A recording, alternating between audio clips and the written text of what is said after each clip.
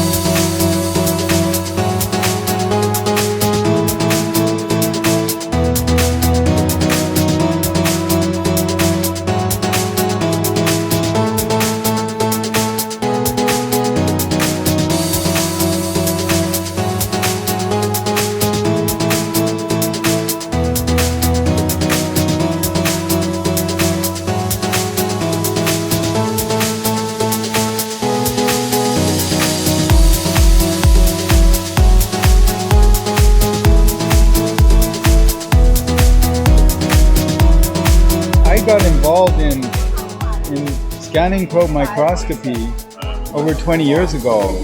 I'm like a scientist who worked in this field, and I never dreamed that I'd actually be like gluing together my own scanning probe microscope in just like 1 hour. This is the time it takes to put together this scanner head here.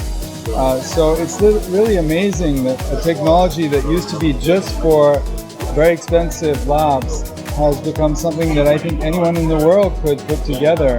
And I really look forward to seeing what kids are going to do with this when they get these in school.